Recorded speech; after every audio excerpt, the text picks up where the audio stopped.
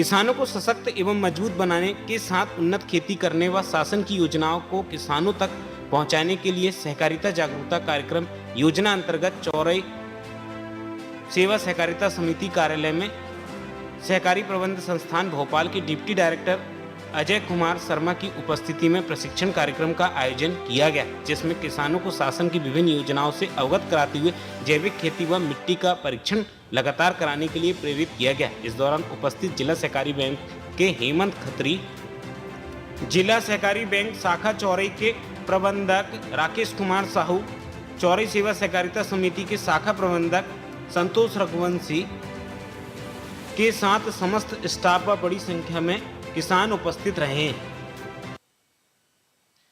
सहकारिता जागरूकता कार्यक्रम के संबंध में ज़्यादा जानकारी के लिए हमारे साथ इस वक्त उपस्थित हैं सहकारी प्रबंध संस्थान के deputy director doctor Ajay Sharma ji. आइए हम उनसे जानते हैं कि किस प्रकार का जागरूकता कार्यक्रम है और इसको लेकर किसानों को कैसे प्रशिक्षित किया जा रहा है, जागरूक किया जा रहा है, जिससे कि उनकी आय बढ़े। सर, बहुत बहुत स्वागत है आपका सीटीवी पे। सर, आज जो प्रशिक्षण यहाँ पर एक जागरूकता कार्यक्रम का किसानों को दिया गया, किस प्रकार का कार्यक्रम और क्या योजना है?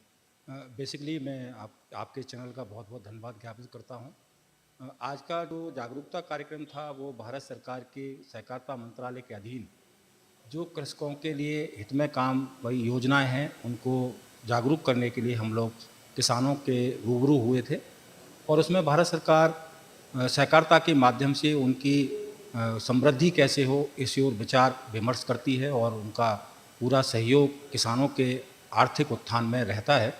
उसमें सहकारी समितियों के माध्यम से सीएससी सेंटर जो नागरिक सुविधा केंद्र हैं उनकी सुविधाएं भी हमारी सहकारी समिति के माध्यम से उनको उपलब्ध होंगी, जिनकी जितने भी तरह के काम हैं। यानी सीएससी सेंटर में हमारी सहकारी समितियों को जो दिया गया है वो 300 से ज़्यादा सुविधाएं हैं और उनकी एवज में जितनी भी सुविधाओं का लाभ वो हमारा मेंबर लेना चाहता है उसके बदले में उसको 1 रुपया भी शुल्क नहीं देना है। दूसरा, जनऔषधि केंद्र भी हमारी सहकारी समितियों के माध्यम से संचालित किए जाएंगे। ऐसी सरकार की मंशा है और सरकार ने इस ओर कदम भी बढ़ा दिया है। हमारे राज्य में कई जगह जनऔषधि केंद्र खुल भी गए हैं और वो काम भी कर रहे हैं। तीसरा, भारत सरकार का आह्वान ये है कि हमारे किसान खाद का कम इस्तेमाल करें और जैविक खेती की तरफ उनका रुझान ज़्यादा बढ़े।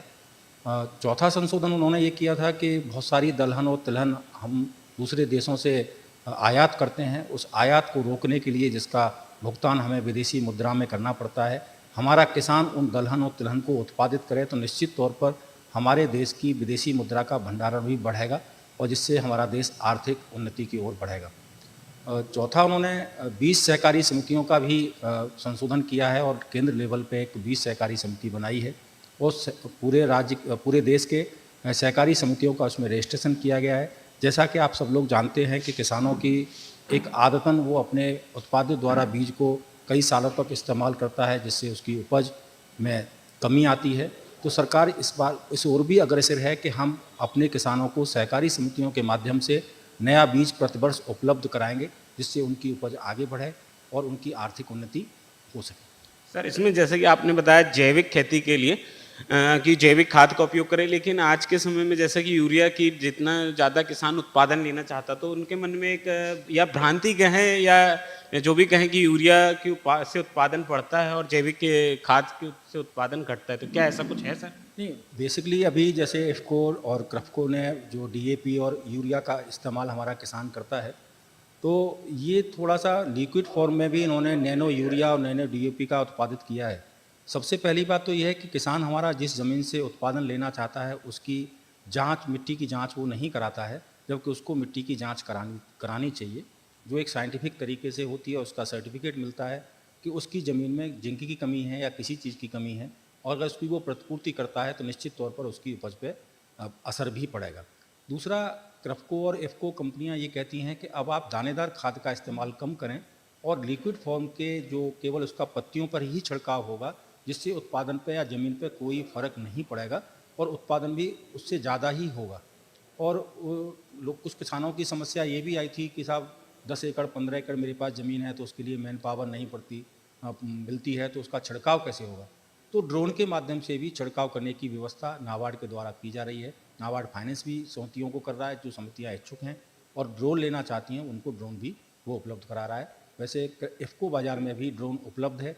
अगर कोई किसान ड्रोन लेना चाहता है, छिड़काव कराना चाहता है, तो वहाँ रजिस्ट्रेशन करा करके वो अपनी ज़मीन में छिड़काव भी करा सकता है। निश्चित ही सर कि आज आप चौरई पहुंचे और सेवा सहकारिता के समिति के माध्यम से आपने यहाँ के क्षेत्र के किसानों को जो जानकारी दी है वो बिल्कुल भी सारगर्भित है और किसान यदि भविष्य में उनका प्रयोग करता है तो उसको निश्चित ही लाभ होगा। क्या सर भविष्य में भी इस प्रकार के प्रशिक्षण और आयोजित नहीं, जब जब हमें समय मिलेगा हम निश्चित तौर पर हम ग्रास रूट लेवल पे जाएंगे और यही हमारे संस्थान का पर्पज़ भी है, उद्देश्य भी है कि हम लोगों के साथ जा कर के रूबरू हों, उनकी समस्याओं का समाधान करें और जो भारत सरकार और राज्य सरकार की जो योजना है उन तक कैसे पहुँचें, जो उनकी जानकारी में नहीं है उनको पहुँचाने का प्रयास हमारे संस्थान का निरंतर रहेगा। जब भी हमें मौका मिलेगा हम निश्चित तौर पर दोबारा भी आपके जनपद में आएंगे, आपके ब्लॉक में आएंगे, आपकी समिति में। Thank you. आप ये किसानों से जुड़ी न्यूज़ को देखने के लिए आपका धन्यवाद। और मेरे साथ कैमरे पर विवेक बंदेवार के साथ श्याम चौरसिया, CTV लाइव चौरई। इस वीडियो को लाइक करें, हमारे चैनल को सब्सक्राइब करें और बेल आइकन जरूर प्रेस करें।